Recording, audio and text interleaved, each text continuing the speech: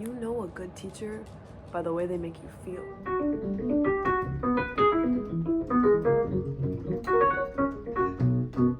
I don't know how it goes. Wait, hold on. How does it go?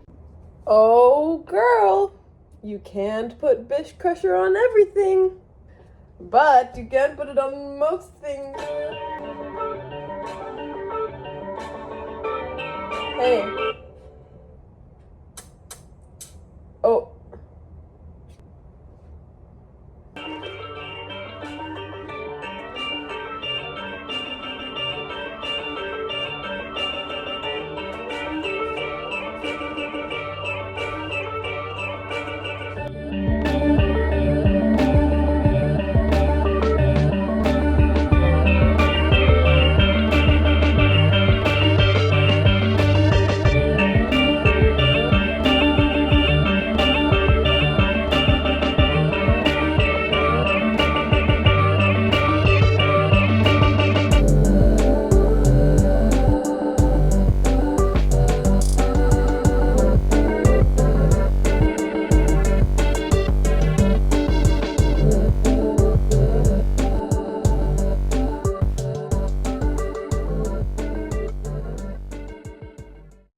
Hello, so this is the episode about first week in LA, how that's going, what it's like to be an intern in the music industry and an artist at the same time, trying to figure that out. So there's two things that I want to talk to you about today.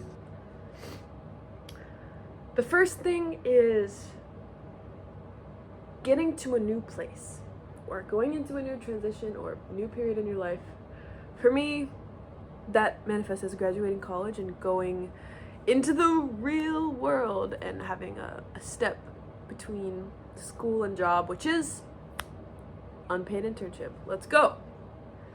So coming into this, I didn't know so much. I knew about the person I'm interning with, who is a producer and manager who I look up to a lot and who has done a lot of work that I really admire, who I'm a fan of. So that part is exciting and inspiring and motivating. But the first half of this topic, which I am covering today, is it can never be what you expect. Okay, so in a lot of ways, it's gonna be better. I feel so inspired and we get along so well, and it feels like a really natural, friendly environment. I didn't expect him to be looking out for me so much as like a person and be encouraging me so much as an artist. So there's gonna be things that are better, and then there's also gonna be things that you didn't see coming that maybe throw your other plans out of whack. For instance, I did not know I was gonna be working 35 hours a week. I thought I would just be Monday, Friday, and then the rest would be kind of sprinkled in there. I thought I'd have a lot more free time to work on my own stuff, which is these videos, obviously posting, and then the most important thing, which is making the actual music, making the beats, singing on them for my little big sinister experiment before I'm posting them on my Spotify.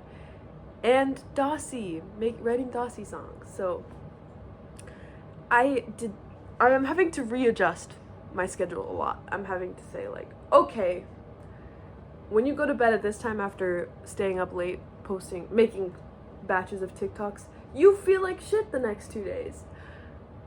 This is not going to be sustainable. Like, I need to have a full night's sleep. I'm kind of a crazy brain person. I need like 9.5 hours to feel like perfect. If I have 9.5 hours of sleep, not just bed, sleep, I'm like golden. I feel like my brain is using 100%.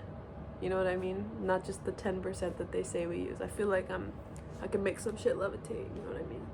Yeah, I'm needing to readjust my sleep schedule and readjust when I'm meditating or chanting my japa. Yeah, so readjusting things. That's what's gonna need to happen when you go into new places and do new things.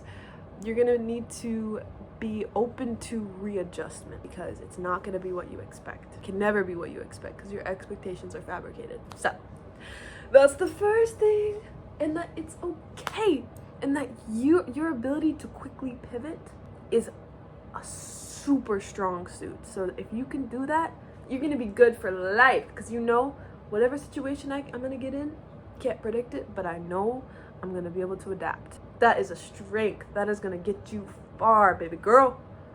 Number 2, what I want to talk about is the importance of teachers.